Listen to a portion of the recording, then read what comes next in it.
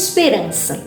Esse é o nosso sentimento nessa noite em que damos início a mais um culto de louvor, de adoração, de celebração ao nosso Deus, ao nosso Senhor Jesus, razão da nossa esperança, por tudo que Ele tem feito, por tudo que Ele fará, pela salvação que um dia Ele nos deu.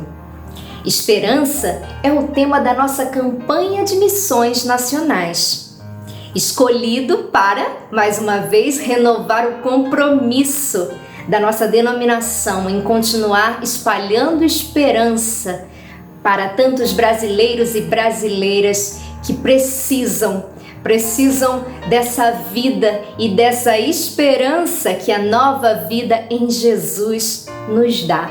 Em tempos de tantas dificuldades, de tanta privação, em que precisamos olhar para o futuro e finalmente recomeçar, Jesus é o caminho, é a verdade, é a vida, é a nossa esperança. Estamos também muito esperançosos porque hoje pela manhã voltamos a nos reunir presencialmente, isso mesmo.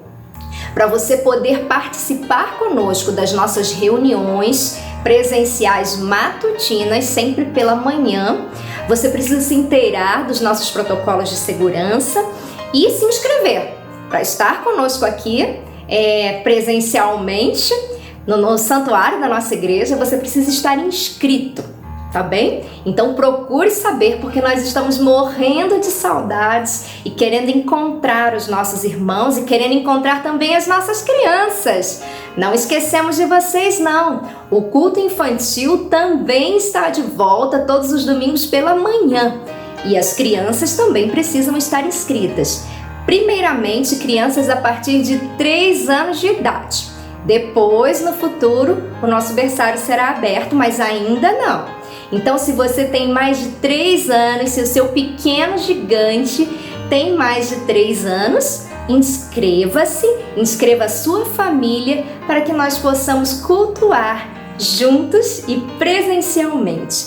E é com toda essa esperança no nosso coração que eu quero te dizer, meu irmão e minha irmã, seja muito bem-vindo, seja muito bem-vinda e que esse seja um excelente culto na sua vida e na vida da sua família. Este é o nosso momento de confissão, quando nos apresentamos a Deus e oramos, clamamos, pedindo a Ele perdão pelos nossos erros, pelas nossas imperfeições. Eu gostaria de compartilhar com você um texto que vem lá do livro dos Atos dos Apóstolos, no capítulo 4, versículo 12, que é a divisa da Junta de Missões Nacionais para a campanha de evangelização neste mês de outubro, quando a nossa igreja está enfatizando missões nacionais em nosso Brasil. E eu gostaria então de ler, está lá em Atos 4:12, como afirmamos, e diz assim: não há salvação em nenhum outro, não há nenhum outro nome debaixo do céu em toda a humanidade por meio do qual devamos ser salvos. E nós sabemos que este nome é Jesus Cristo, que veio ao mundo para nos salvar e nos redimir do pecado. E nós somos, como cristãos, anunciadores desta mensagem. Cristo é a única esperança. Mas antes de anunciarmos a mensagem, nós precisamos fazer aquilo que o profeta Isaías fez. Ele se purificou, ele se santificou para anunciar a mensagem. E nós, antes de sairmos pelas ruas, antes de proclamarmos a mensagem, nós precisamos confessar os nossos erros e as nossas imperfeições perante Deus. E é o que nós vamos fazer agora, neste momento de confissão. Vamos então orar ao Senhor. Senhor, graças te damos por esse momento em que podemos nos aproximar de Ti, reconhecendo, Senhor, que somos falhos, que somos imperfeitos e que carecemos constantemente da Tua graça, Senhor. Ó Senhor, nós sabemos que o nome de Jesus é poderoso. Nós sabemos que Jesus Cristo é a única esperança para este Brasil, para este estado, para este município. Mas nós sabemos também, Senhor, que cabe a nós a responsabilidade de sairmos anunciando a Tua mensagem, fazendo parte daquela grande comissão. Mas antes de sairmos, nós precisamos purificar os nossos lábios, precisamos confessar os nossos pecados, Precisamos, ó Pai, nos humilharmos perante a Tua face. E é isso que fazemos agora. Ó Senhor, venha, nos purifique, perdoe, Senhor, os nossos erros e as nossas imperfeições. Tudo aquilo, Senhor, que magoa o Teu coração, possa ser extirpado de nós. E aí sim, Senhor, que a gente possa sair com toda a autoridade, anunciando que Jesus Cristo é a única esperança. É em nome dele que nós oramos. Amém.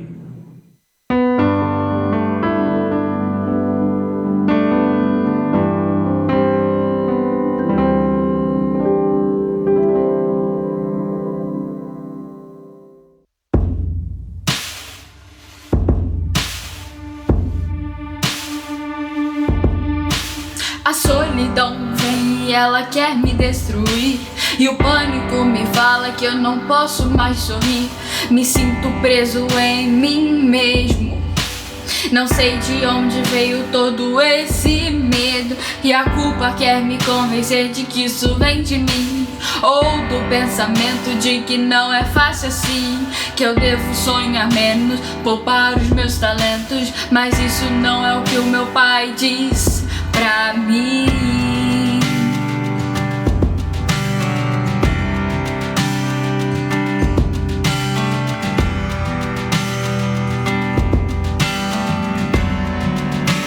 Eu ouço a sua voz, Deus.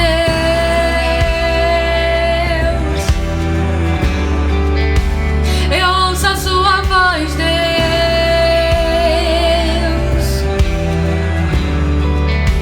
Eu ouço a sua voz, Deus.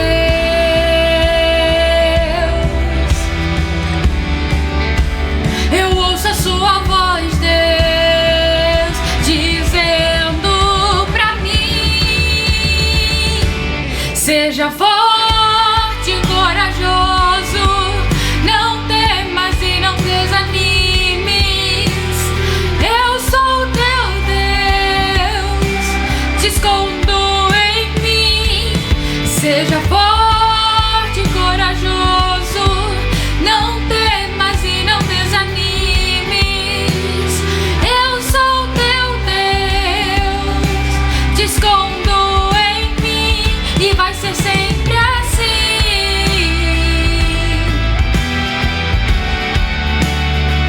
E vai ser sempre assim.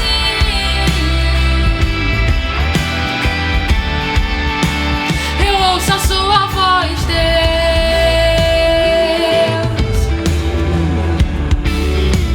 Eu ouço a sua voz, Deus.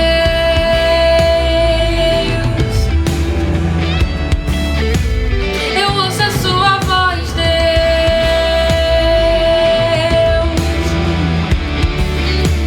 Eu ouço a sua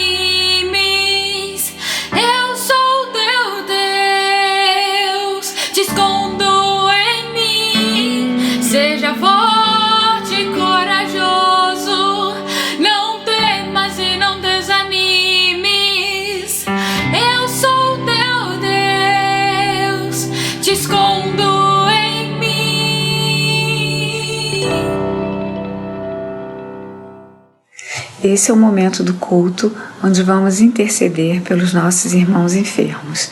São eles: Alfredo Pina, Ana Maria Vieira Vilar, Andréa dos Santos, Antônia Guimarães, Aurizé Cláudio Dias de Santana, Betila Cerda, Campos Duarte Siqueira, Clóris Pacheco, Eduardo Alves Lopes, Elias Ângelo, Eunice Oliveira Santana, Hilda dos Santos, Iedo Torres, Isabel Amélia Salles, Israel de Souza, Jefferson Silva, José Lino da Conceição, Dilma Celina, Dalva Celina, Diná Pinheiro, José Vaz de Melo, Paulo Moreira, Marçal de Souza Sampaio, Maria Gomes de Melo, Maria José Ribeiro, Maria Vieira Vilar, Marieta Neves, Martinha Rabelo, Selma Ferreira Freitas, Silas Soares Santos, Tereza Ferreira. Senhor nosso Deus e nosso Pai, nós te agradecemos porque entramos na tua presença santa para clamar, ó Deus, por tua misericórdia e bondade sobre os nossos irmãos enfermos. Ó Deus, queremos apresentar cada vida. Elas são preciosas para ti e para nós. Senhor, muitos precisam de um milagre e de todas as formas nós necessitamos de ti, seja quando estamos enfermos ou não, dependemos de ti. Ó Deus, derrama o teu bálsamo sobre os nossos irmãos queridos, levando alívio, cura e a paz que necessitam em momentos de aflição. Nós clamamos pelo teu socorro manifesto. Desejamos, ó Deus, que nossas orações sejam respondidas de acordo com a tua soberana vontade. Nós oramos no precioso nome de Jesus Cristo. Amém. Jesus Cristo é a única esperança. E em nenhum outro há salvação, porque também debaixo do céu nenhum outro nome há, dentre os homens, pelo qual devemos ser salvos. Atos 4:12. Olá, queridos irmãos da Primeira Igreja Batista do Rio, eu sou Laíse. Olá, queridos, tudo bem? Eu sou o pastor Raoni. Nós somos missionários de vocês e atuamos no projeto Casa Viver, um projeto com crianças e adolescentes na comunidade do Chapadão, em Costa Barros. Um lugar muito tranquilo, um lugar de paz, um lugar de bênção, porque é o local que Jesus escolheu para estarmos atuando com crianças e adolescentes de 4 a 17 anos, com foco no discipulado, com foco em levar essas crianças ao encontro com Jesus, através de atividades intencionais. E a gente ali oferece para essas crianças várias oficinas. Temos aula de balé, música, inglês, reforço escolar. Temos discipulado com as crianças, visando a salvação de cada uma delas. E nós também realizamos atividades com os responsáveis das crianças. Temos também um discipulado com as mães. Temos também oficinas profissionalizantes. Temos apoio psicológico em grupo com as mães do projeto. Tudo para poder desenvolver cada criança e adolescente ali de forma integral, alcançando e abrangendo todas as áreas da sua vida. No mês passado, nós abrimos novas matrículas e com isso podemos receber mais crianças. Hoje são mais de 100 crianças matriculadas no projeto. E o Senhor nos abençoou com a Yasmin. Yasmin é uma criança de 8 anos que chegou para a gente e quando ela chegou na Casa Viver, nós direcionamos ela para participar do discipulado, pequeno grupo com as crianças. E ali foi feita a seguinte pergunta para Yasmin, de 8 anos. Yasmin, você já ouviu falar de Jesus? E para nossa surpresa, Yasmin respondeu que não, nunca ouviu falar de Jesus. E ali podemos falar da palavra de Deus através de quem é Jesus. Yasmin entendeu a mensagem do Evangelho, entendeu a salvação, entendeu a pessoa de Cristo e aceitou Jesus de todo o seu coração. Hoje Yasmin é a nossa irmã em Cristo Jesus. 8 anos de idade, nunca ouviu falar de Jesus. Nós temos uma responsabilidade, falar de Jesus para os nossos pequeninos. E o Senhor tem feito grandes coisas na Casa Viver e nós queremos agradecer porque vocês, irmãos, parceiros da PIB do Rio, são parceiros, são amigos, estão com a gente nessa caminhada e nós somos muito gratos a Deus pela vida dessa igreja, por saber que podemos contar com as suas orações, com a sua parceria e com o seu investimento. Que Deus abençoe e fica aqui o nosso abraço de gratidão a todos vocês. Muito obrigado, que Deus esteja com vocês, e podem vir aqui no Chapadão, vamos juntos subir nessa comunidade. Deus abençoe a todos.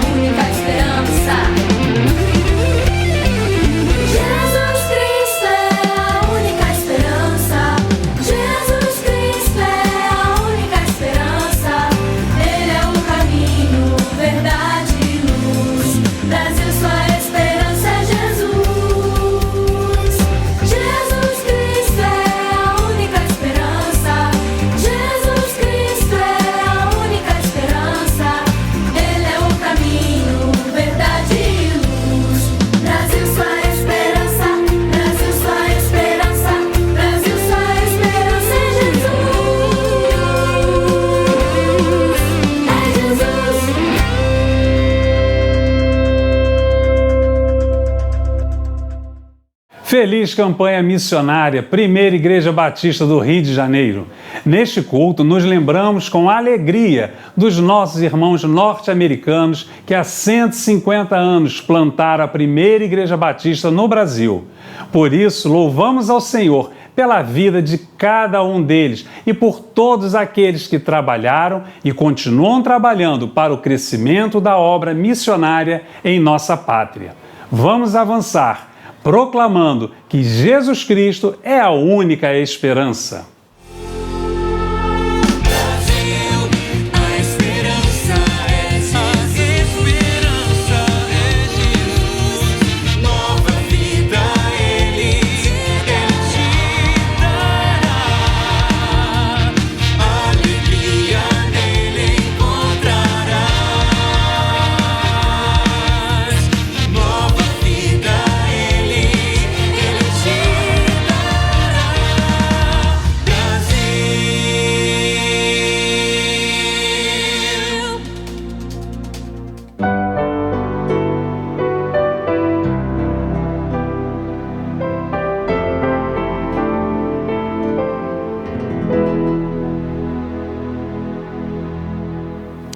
Jesus contou: certo homem tinha 2 filhos.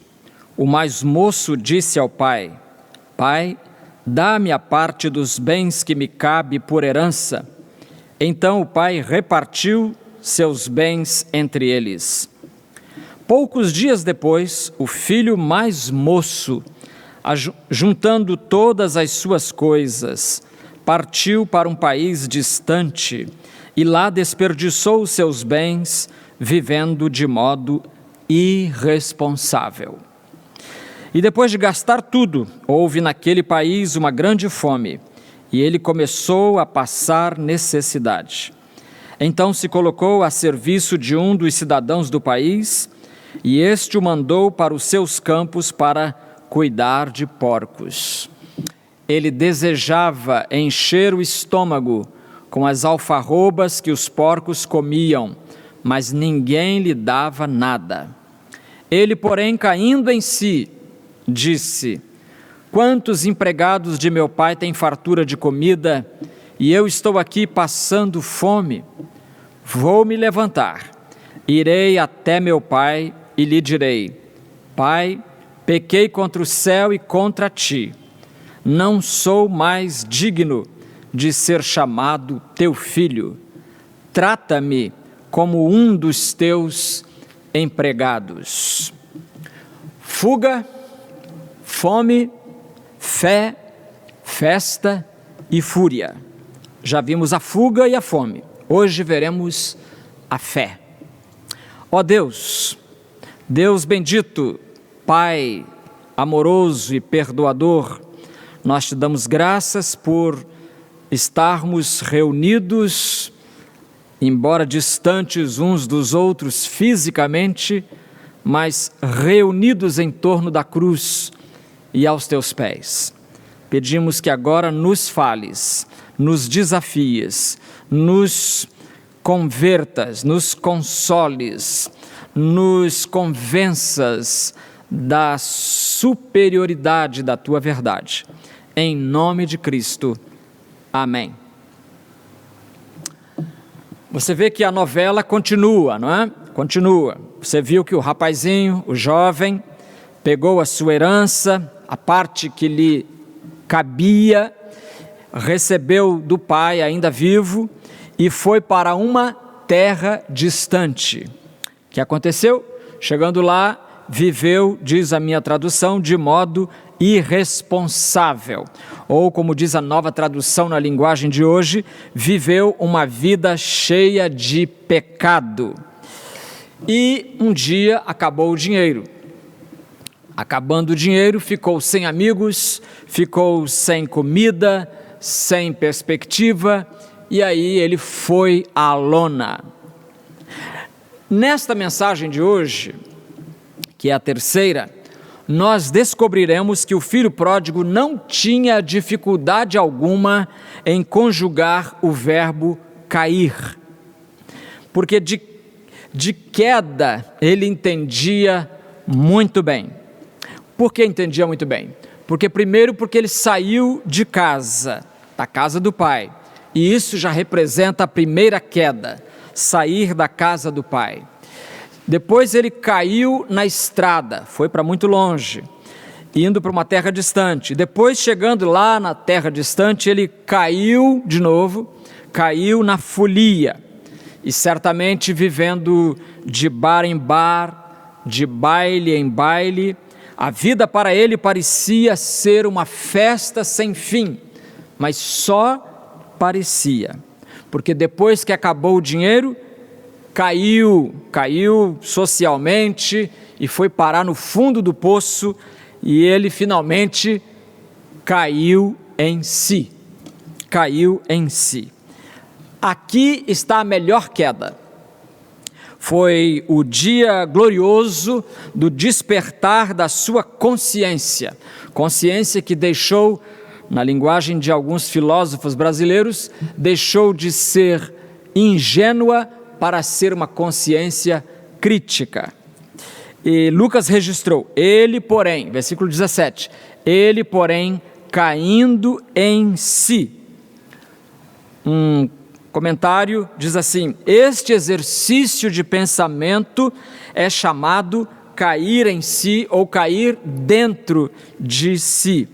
Uma expressão mais ou menos similar se usa em Atos capítulo 12, versículo 11, onde a ideia é que o personagem, no caso lá é o apóstolo Pedro, que sai da prisão como se estivesse dentro de uma visão, e chegou o personagem a um uso claro e distinto de suas faculdades.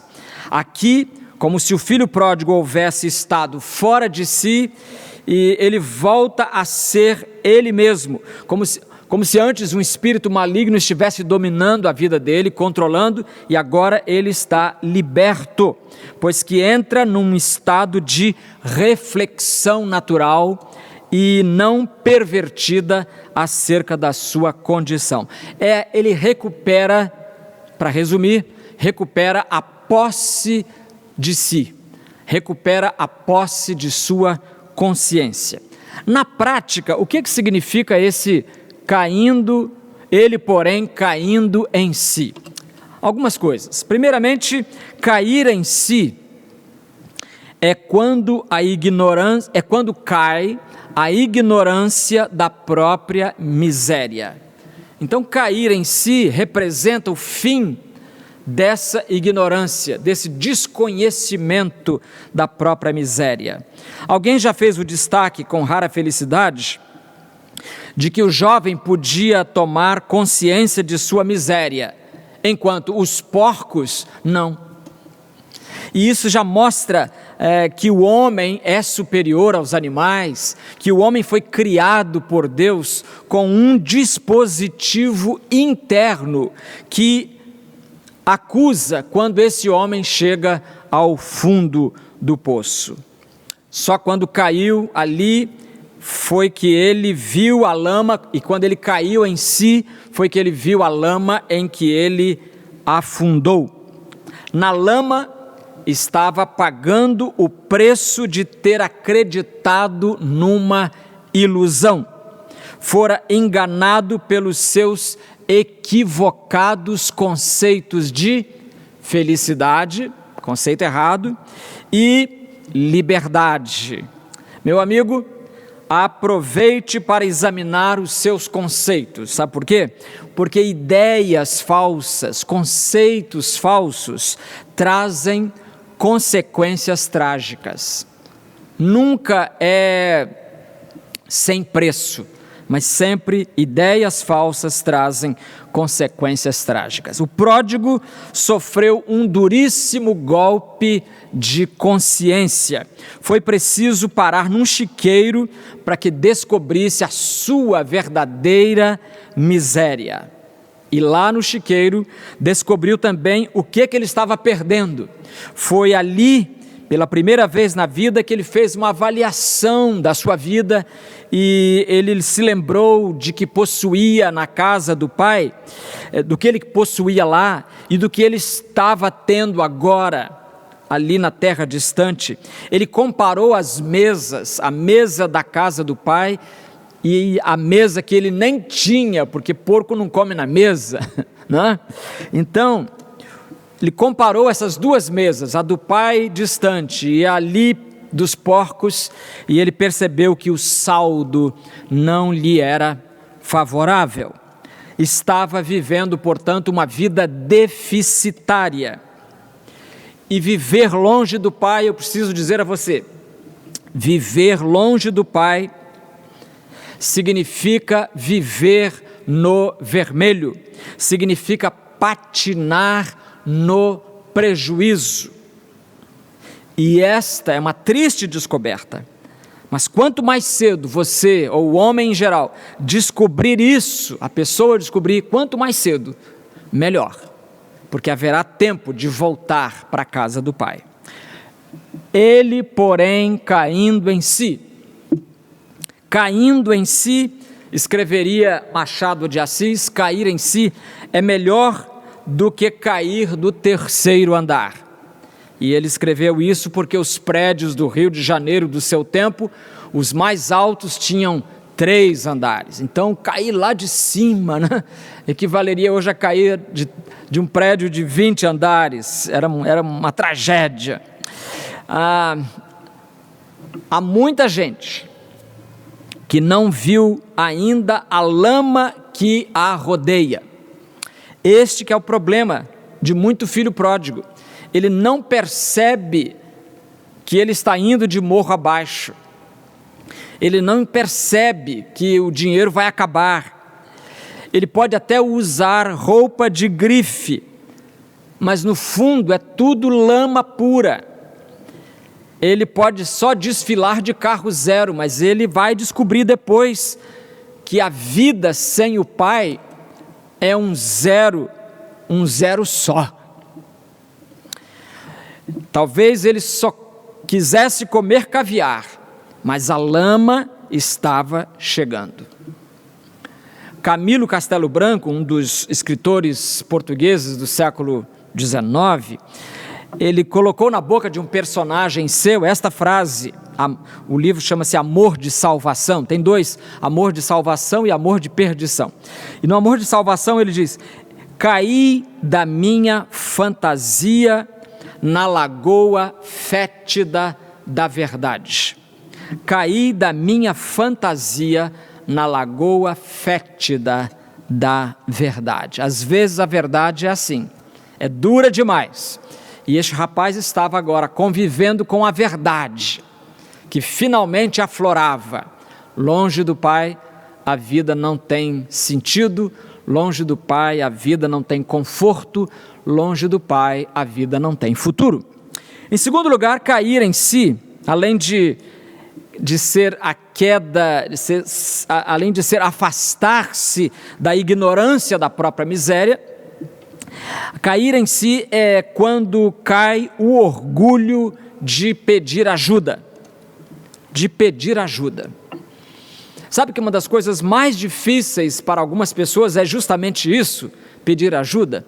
Porque significa dizer que elas erraram, que elas estão precisando de ajuda de alguém.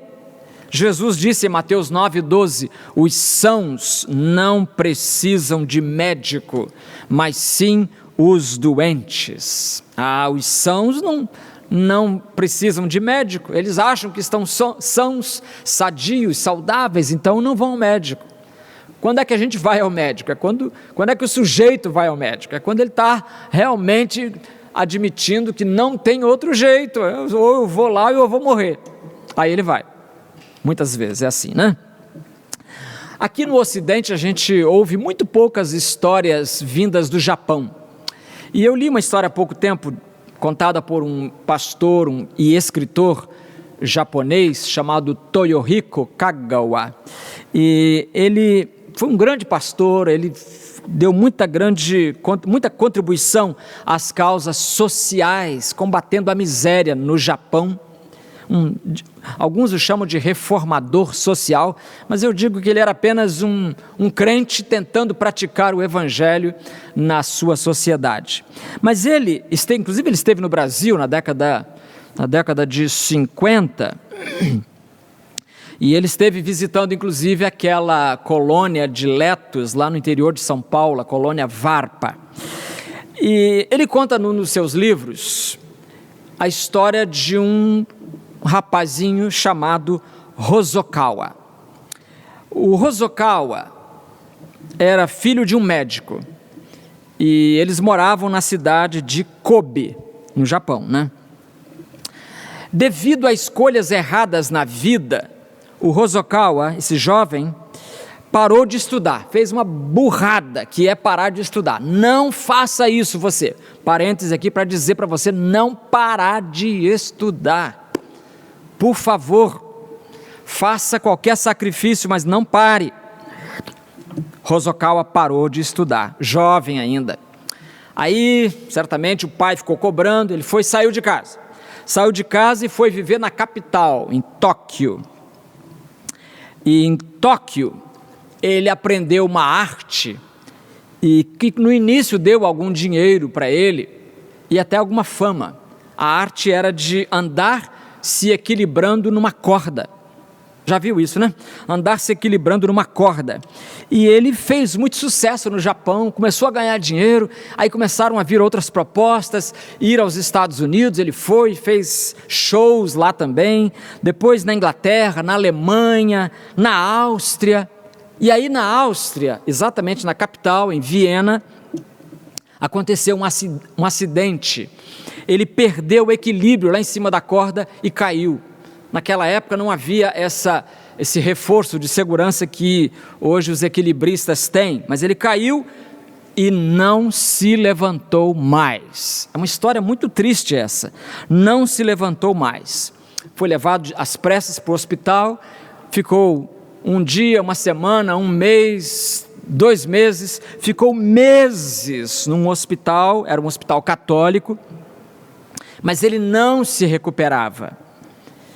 E então, o pessoal do hospital, a direção, vendo que a paralisia dele era definitiva, eles achavam que fosse definitiva, o que fizeram? Pagaram a passagem para ele ir de volta para o Japão, para entregar para a família dele. Ele tinha família. Então, pagaram a passagem e Hosokawa voltou para o Japão. Quando ele chega no Japão, ele se sente envergonhado de procurar a família. Então, ele não vai procurar o pai.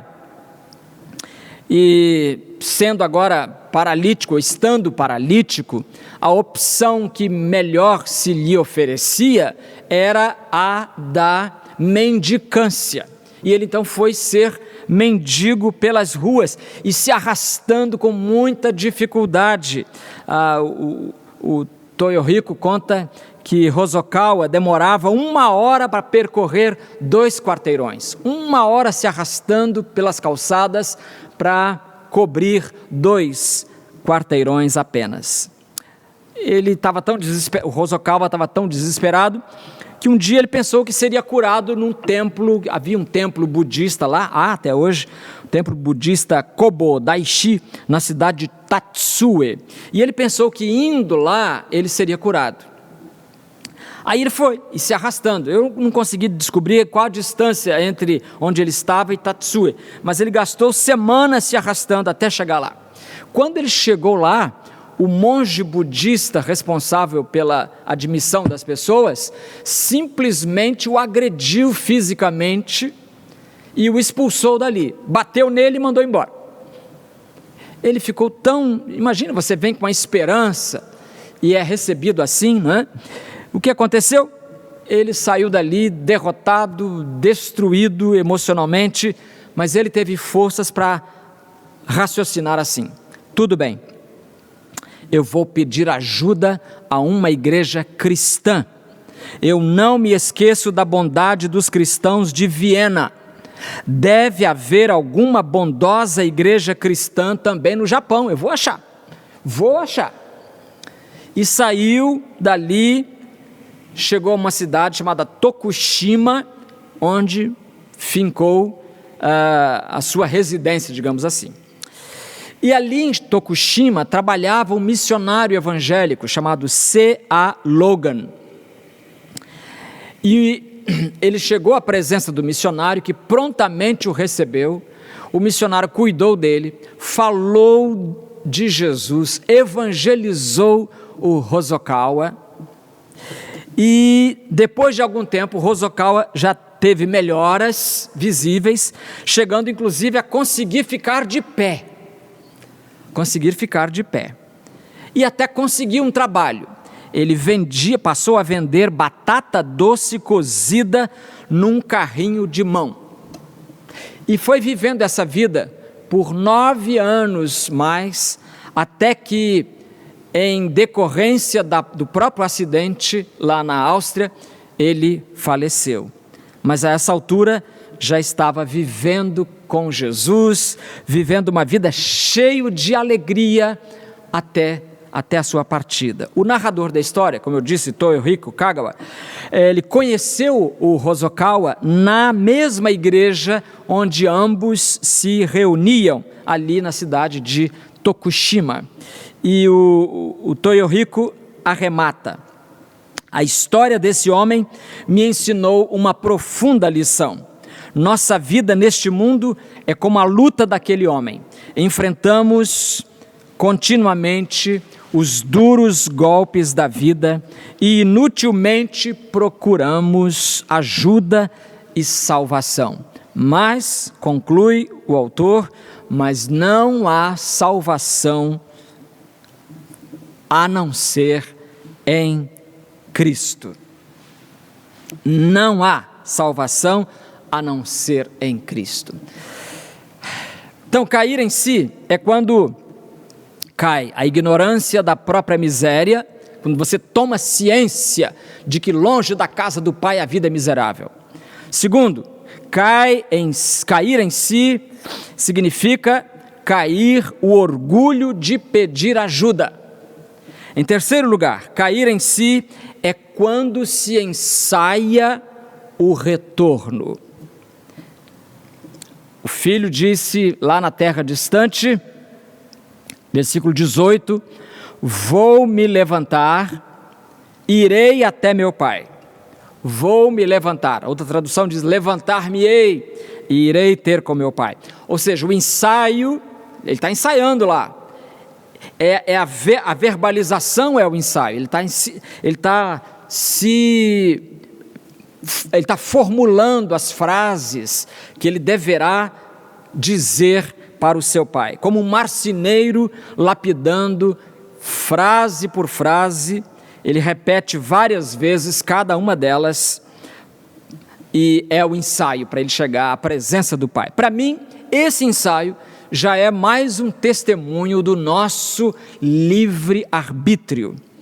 Ou seja, o homem desfruta desse privilégio, o ser humano desfruta do privilégio de decidir: ou eu posso continuar aqui e morrer com os porcos, ou eu posso tentar voltar para a casa do Pai e pedir emprego a Ele, já que Ele tem uma fazenda para a qual Ele contrata empregados.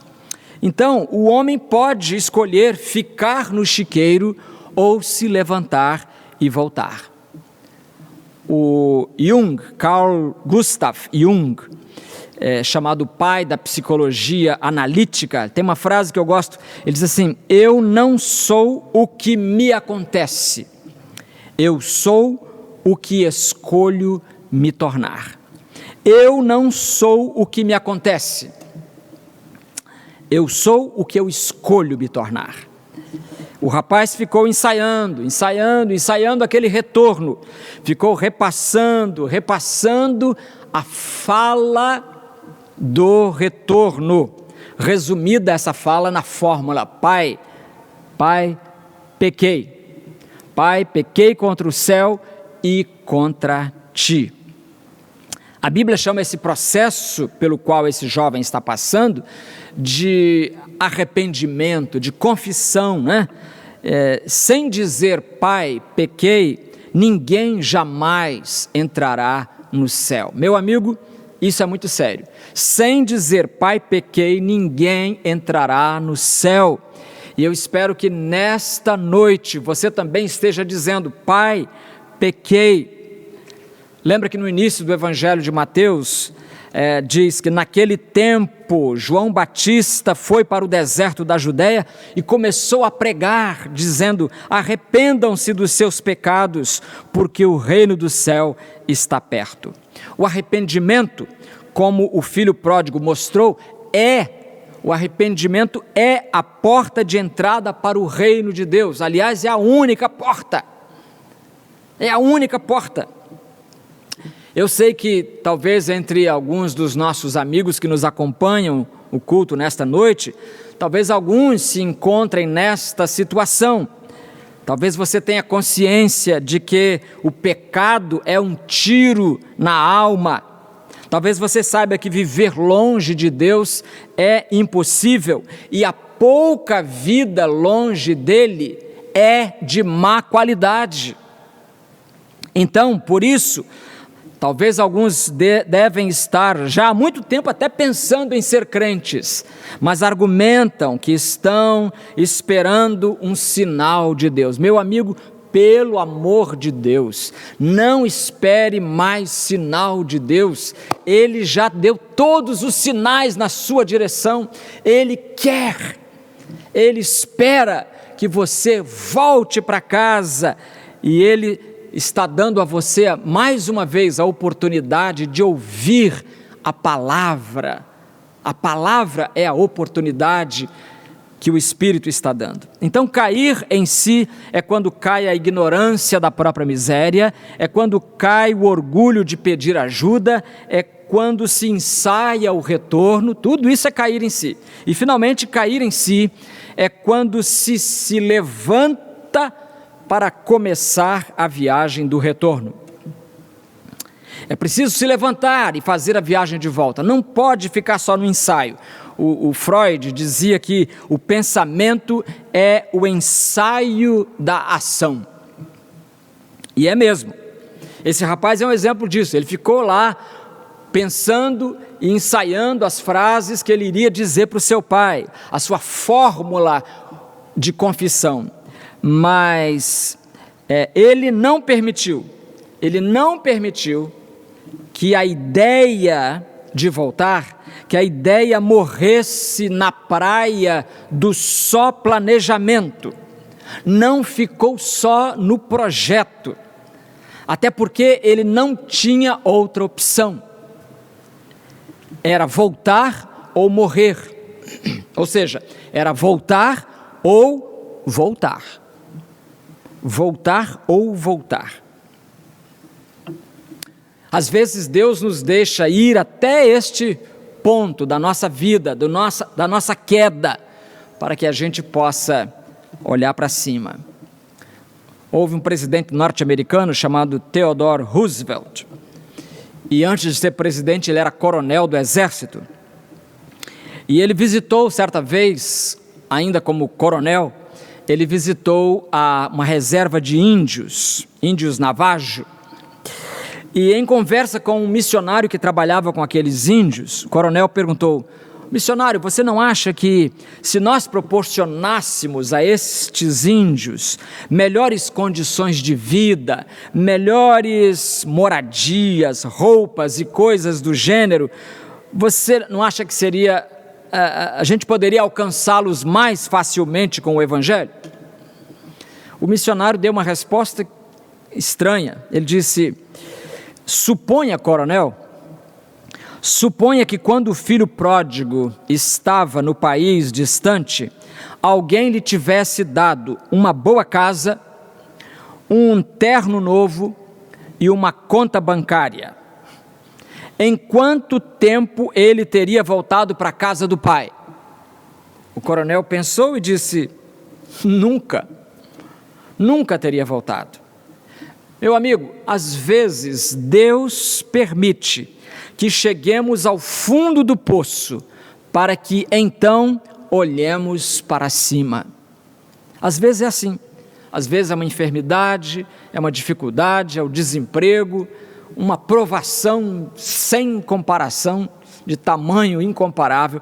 Deus permite, que é para a gente abrir os olhos, cair em si e perceber que os porcos estão nos rodeando e que a gente precisa sair daquela situação. E a saída é essa, é voltar para casa. Então, eis os passos seguidos por aquele filho infeliz. Caiu em si, a ficha caiu finalmente. Caiu de joelhos e tomou a decisão de retornar. Levantou-se e fez aquilo que o poeta Walt Whitman disse num poema seu: deu a Deus a fantasia. deu a Deus a fantasia. Meu amigo, faça como o rapaz da parábola. Arrependa-se e volte. Vamos orar.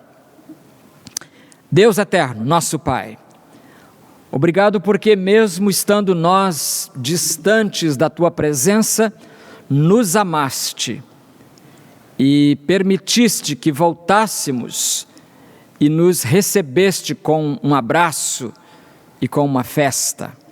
Obrigado porque nos recebeste de volta em Teus braços. E pedimos por aqueles que nesta noite acompanham este culto, para que também possam retornar. Em nome de Jesus. Amém.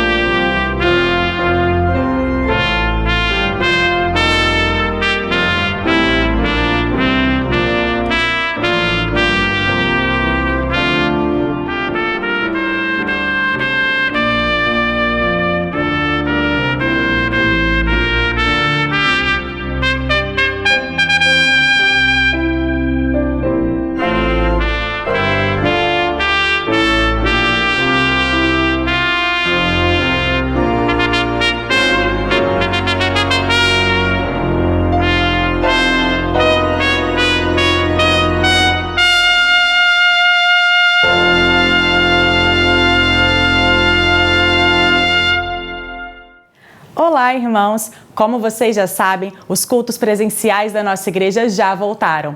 Mas, para que esse retorno continue sendo o mais seguro e mais tranquilo possível, é importante que vocês sigam as orientações da Comissão de Retorno da Igreja. Vamos então rever essas orientações? Para participar presencialmente do próximo culto, é necessário que você preencha um formulário de inscrição que está disponível no site e nas redes sociais da igreja. Por conta da necessidade de distanciamento social, as vagas são limitadas. No dia do culto, é importante que você chegue com pelo menos 30 minutos de antecedência, pois faremos a aferição da temperatura e a conferência dos nomes inscritos. Vale lembrar que o uso de máscara é obrigatório em todas as dependências da igreja. Então, inscreva-se, ore por este assunto, faça a sua parte e que, para tanto, Deus nos abençoe.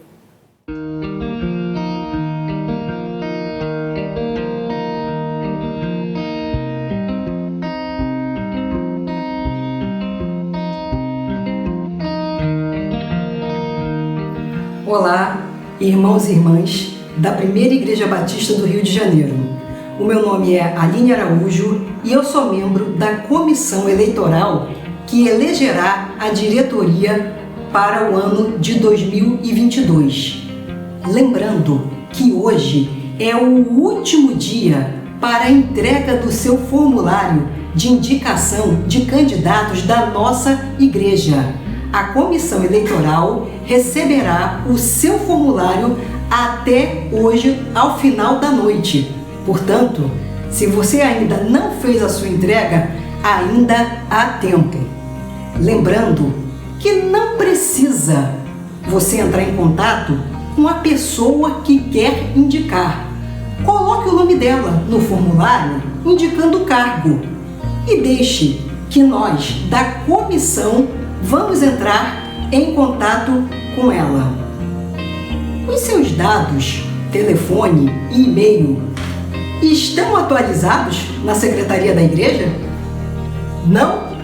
Então mande uma mensagem para secretaria@pibrj.org.br informando a atualização ou ligue diretamente para 2197 0900. Dúvidas e informações com a comissão eleitoral? Mande uma mensagem para o nosso WhatsApp pelo número 99150 6725. Teremos um imenso prazer em poder atender a sua mensagem. Lembrando que só pode indicar ou ser indicado os membros da igreja maiores de 18 anos. Não esqueça, a entrega do formulário é até hoje ao final da noite. Portanto, participe. A eleição da nossa igreja será no dia 21 de novembro. Ore, indique e vote.